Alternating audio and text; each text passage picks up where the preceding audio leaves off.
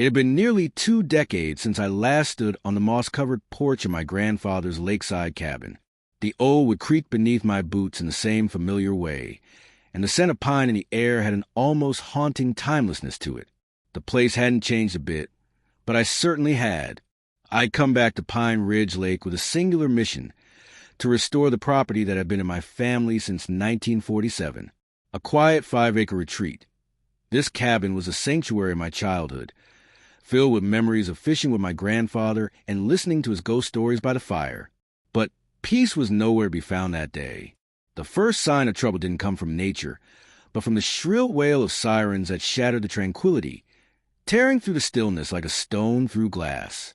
I stepped outside, instinctively shielding my eyes from the sun. 2 police cruisers rolled to a stop in front of my property, and I knew immediately that something wasn't right. As the officers approached, a woman in a navy blazer and a helmet of perfectly styled hair jabbed her finger toward me like I was public enemy number 1. "That's him," she shrieked, her voice cutting through the air like acid on an open wound. "He's trespassing on association property." I told him to leave, but he refused. I stood there, my expression calm, though my blood was beginning to boil. I took a slow breath and raised my hands, palms open in a gesture of peace. "Officers, I'm standing on my own property. I've got the deed right here, if you'd let me retrieve it." The lead officer gave a slight nod, still wary. I reached into my back pocket and pulled out the document. It was old, edges frayed from years of handling, but still very much intact, a piece of my family's legacy. But what the woman in the blazer didn't know was that in just 6 minutes, her entire HOA fantasy would be shattered, and I'd have the proof to bring her delusions crashing down. My name is David Hartley. I spent 12 years overseas working as a real estate attorney, specializing in property law and trust litigation. The cabin I'd returned to was a place of refuge, a sacred space I'd left behind when life took me away. Nature had reclaimed much of it in my absence. Vines crept up the siding like an unwanted second skin, and the dock looked more like something washed ashore than an actual pier. But the land, it was still ours. What I didn't expect when I returned that morning was the HOA that had somehow wormed its way around the entire lake, like ivy strangling a tree, slowly choking the life out everything it touched. The trouble started just an hour after I'd arrived. I was clearing the porch steps when I heard the crunch of gravel under tires.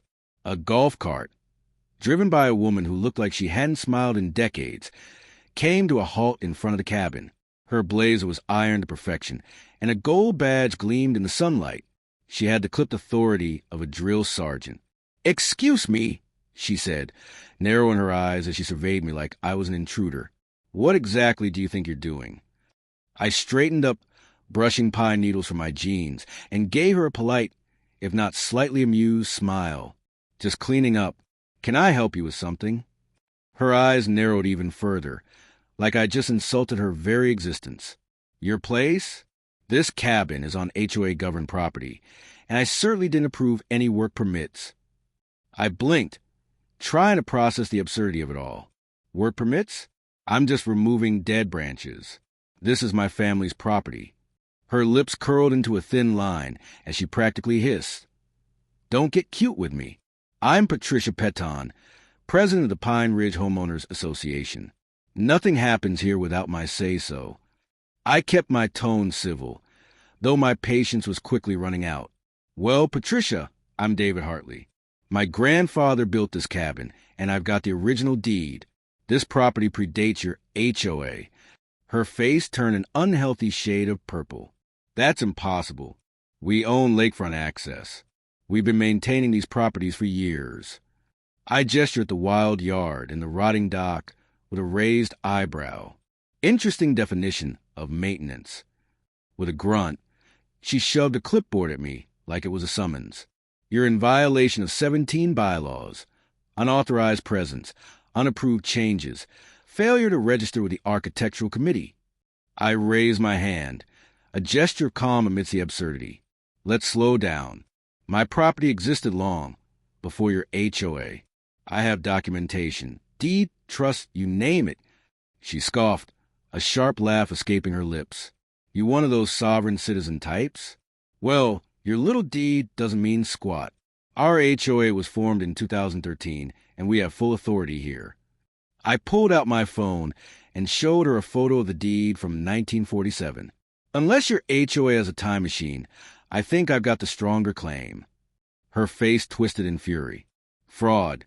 You're forging documents. You're a squatter. Spinning on her heel, she stormed back to her cart, dialing something furiously. Within minutes, a small crowd of neighbors appeared at their windows. Peeking through blinds, dogs barking in the distance. Whispers began to grow louder. I went back to cleaning, but I could feel the storm brewing on the horizon. 20 minutes later, Patricia returned, this time with reinforcements. 3 other HOA board members, dressed identically in their blazers, marched up behind her, faces contorted in righteous indignation. "Mr. Hartley," Patricia declared, her voice full of authority, "we've called an emergency session. You have 5 minutes to vacate, or we're calling the police." I stood tall, unshaken, knowing that the battle for this land had only just begun. I leaned against the porch railing, unbothered, as the tension in the air seemed to thicken with every passing second. I had already shown them the deed. If they wanted more, the county records office was open until 5. Patricia, however, wasn't interested in any records. With a flick of her hand, she snapped, "I don't need records. I know this HOA like the back of my hand. You're a trespasser and a threat." One of the board members, a balding man named Harold, hesitated. "Maybe we should check the records?" Patricia whipped around on him, her face twisted with frustration. "Harold, he's smirking. He could be dangerous." I wasn't smirking, but I did find the situation almost surreal. Here I was in a simple polo shirt, and I was being painted as some sort of anarchist. "Patricia," I said, my voice calm but firm, "I'm going to make some coffee. You can call whoever you like, but I'm not leaving." She lost it then, her face turning as red as a tomato. 911. "Yes, this is an emergency. There's a dangerous man refusing to leave a property he broke into." I sighed, unfazed, and went inside to gather my documents. By the time the sirens wailed in the distance, I was ready. 2 officers arrived, weapons not drawn but their hands hovering near their belts. Patricia met them with the energy of someone whose every word was filled with breathless urgency. "Officers, thank goodness you're here. He's threatening, he's trespassing." The lead officer, a calm woman named Officer Chun, approached me slowly. "Sir, keep your hands where we can see them," she said. I complied, my posture relaxed. "I understand, but I'm the legal owner of this property. I have the deed and ID." Patricia, desperate to paint me as a villain, screeched, "He's lying. Fake documents. He's a scam artist." Officer Chun, however, wasn't easily swayed. She asked for my ID and documents, reviewing them silently. After a few tense moments, she spoke into her radio, then turned back to us. "Mr. Hartley, your documents appear legitimate. Can you explain?" I recounted the basics, calm and factual. I wasn't going to let Patricia's spiral drag me down. Meanwhile, she continued to lose it, her voice rising higher. "I've run this HOA for 8 years, she shrieked. "He's not in our records. Do you have proof that your HOA owns this land?" Officer Chin asked, her voice steady and professional. Patricia waved her clipboard in the air, her expression one of false righteousness. "Not on me, but in our files. The deed predates your organization," Officer Chin said matter-of-factly. "Unless you have a transfer of ownership, Mr. Hartley has rights here." Patricia's color shifted from plum to scarlet, and I could see the panic setting in. "Arrest him!" she shouted, but the second officer, speaking in a soft voice, responded, "Ma'am, filing a false report is a crime." That was my cue. I stepped away, making a quick call to Tom. "It's David.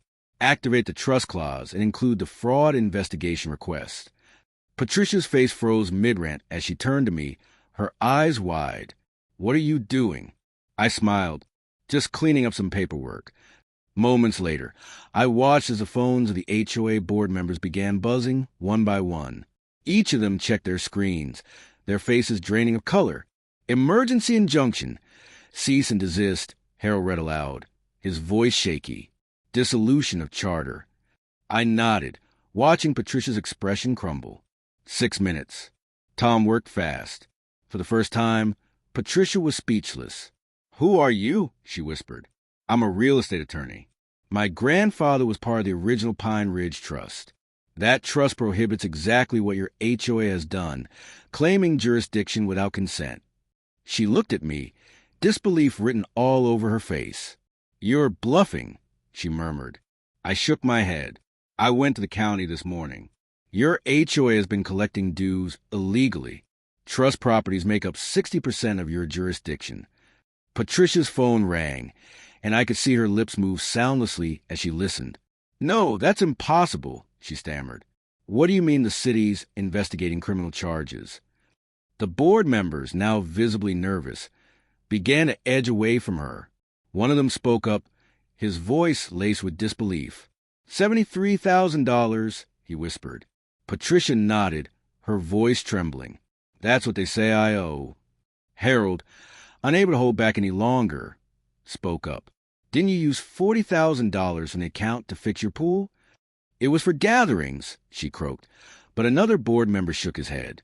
"We never had gatherings." The city inspector, who had arrived on the scene, made a note on his clipboard. "Embezzlement, ma'am," he said to Patricia. "You'll need to come with me." Patricia staggered back, her face pale with shock.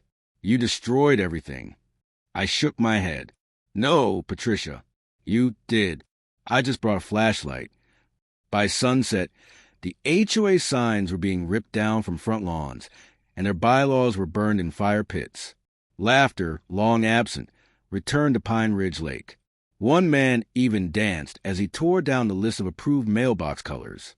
As for Patricia, her fall from grace was swift and unforgiving. Fraud charges, embezzlement, her pool, a symbol of her financial mismanagement, sealed her fate. Her job was gone. Her reputation vaporized. And me?